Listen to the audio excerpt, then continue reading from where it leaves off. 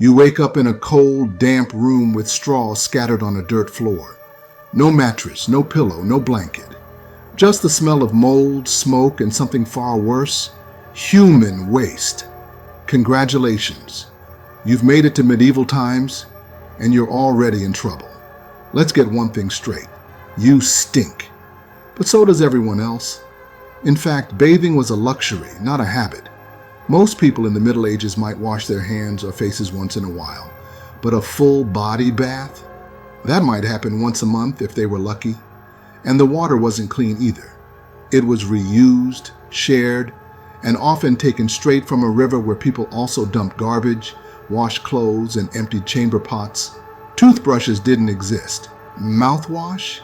Forget it. People cleaned their teeth with twigs, cloth rags, or ash, if they bothered at all. Tooth decay and rotten gums were so common that missing teeth were a normal part of aging, and bad breath was just part of the atmosphere. And the streets? Absolute chaos. There were no sewage systems, no garbage trucks, and no rules about public cleanliness. People threw buckets of human waste, yes, poop and pee out the windows, right into the street. The phrase "look out below" wasn't a joke. If you weren't paying attention, you could be walking and suddenly get drenched in someone else's bathroom bucket. In cities, this happened daily. Now picture this. You're walking through a medieval village. Your shoes are made of leather and cloth, no rubber soles. You're stepping through mud, animal droppings, rotting food, and human waste, all mixed together. That's just normal. Your clothes? Not much better. Most people had one or two outfits total, and washing them was rare. If it rained, they were soaked. If it didn't, they were caked in dirt and sweat. Lice and fleas were a way of life. Everyone had them, rich or poor. People wore linen underclothes mainly because they were easier to boil and burn the bugs out of. Still, constant itching, rashes, and sores were just part of everyday life. And if you thought you could shave your head to avoid the problem, well, welcome to a bald scalp covered in fungal infections and pus-filled sores. Let's talk about the home. Wooden walls, no insulation. Smoke from the fire filled the entire room because chimneys weren't standard yet. You breathed in ash and soot every day. That same fire you used to cook your gruel and stale bread also blackened your lungs slowly over time. And if you lived with animals indoors, which most peasants did, you also shared your sleeping quarters with chickens, pigs, or goats. Why? Because it was too dangerous or expensive to leave them outside at night. Need to go to the bathroom? Good luck. No toilets, just a hole in the ground, a bucket, or a trip behind the nearest bush. In castles or wealthier homes, there were garderobes, stone chutes that dropped waste into a pit below. But the smell? Unbearable. And if the wind was blowing the wrong way? Too bad. And don't even think about toilet paper. People wiped with leaves, straw, rags, or nothing. Now add illness to the mix. Open wounds were rarely cleaned. Small cuts could become deadly infections. And don't forget about boils, scabies, or parasites. Worms in your intestines were common thanks to unwashed hands and contaminated food. Soap existed, but it was harsh and expensive. Made from animal fat and ash, it left your skin cracked and raw. Most people skipped it entirely. And deodorant, perfume, shampoo, forget it. Your hair was greasy, itchy, and home to bugs. You could try rinsing it in vinegar, but you'd still smell like a rotten salad. Here's the kicker. People in medieval times weren't lazy or gross on purpose. They didn't know any better. Germ theory didn't exist. Bacteria wasn't even a concept. Diseases were thought to be caused by bad air, demons, or sins, not by filth. So even if you got sick, most people had no idea that their lifestyle was part of the problem. So could you survive in medieval times? Sure, you might survive a day, but you'd do it itching, coughing, gagging, slipping in waste, and praying for a bar of soap that wouldn't arrive for another 500 years. And this was just the beginning. Because while the streets were filthy, the diseases hiding in the filth were even worse. If you thought medieval filth was bad, just wait until you meet the monster that nearly wiped Europe off the map. In the year 1347, a few ships arrived at a Sicilian port. Nothing unusual for the time. But what those ships carried would unleash one of the deadliest pandemics in human history.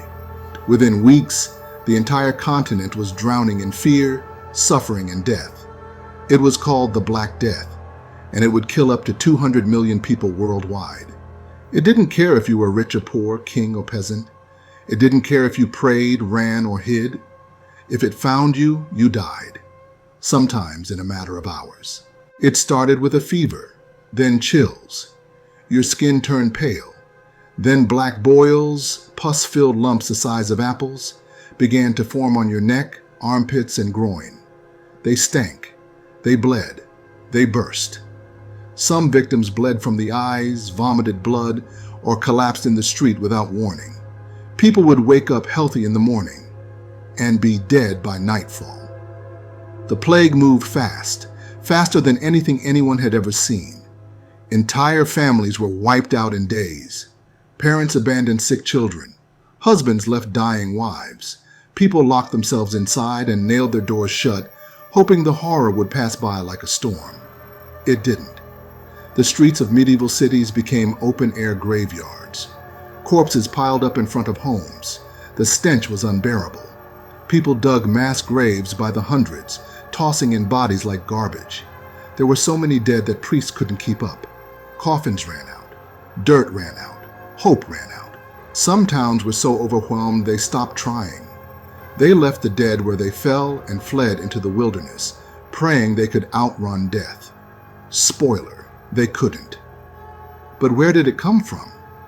Most now believe the plague was carried by fleas on black rats, which infested ships, homes, and marketplaces.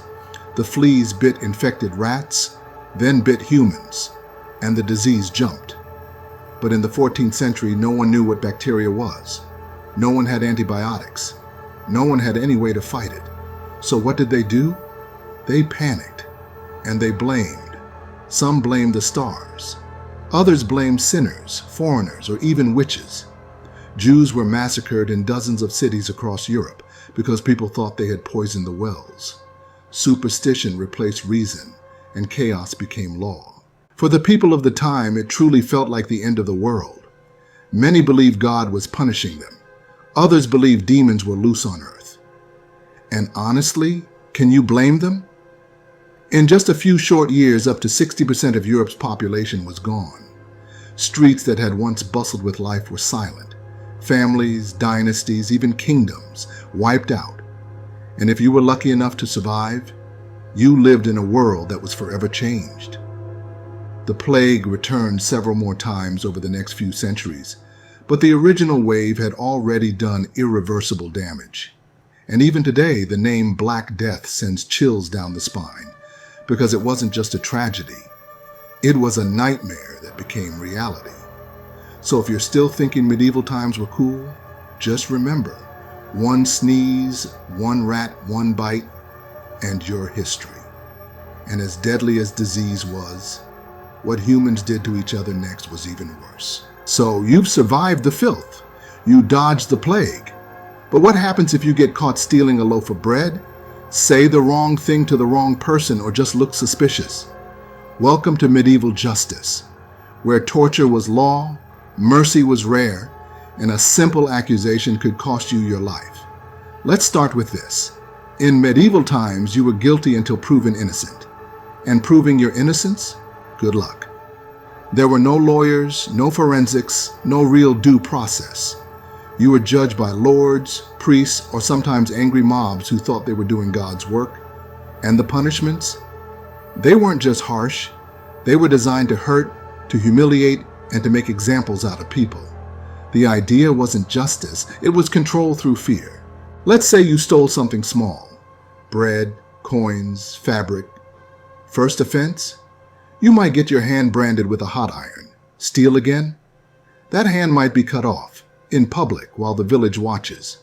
No anesthesia, no doctors, just screaming and blood. Caught lying under oath?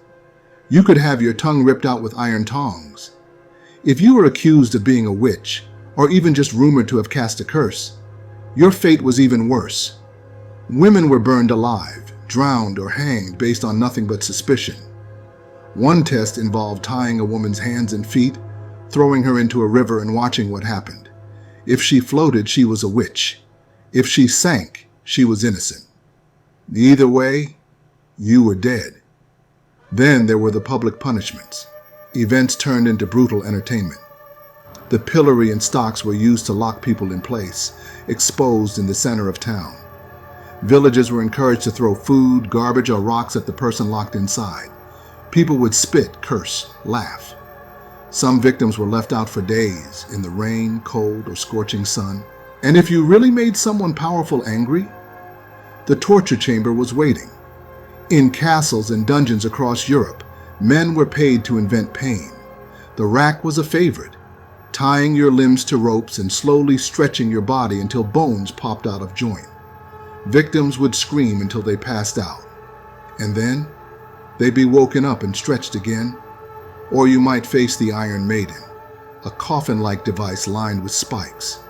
You'd be locked inside, the metal crushing into your skin. Some versions even had spikes targeted at the eyes, lungs, or heart. Still not brutal enough?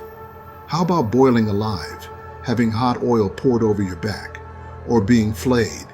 Skin literally peeled from your body while you're still breathing.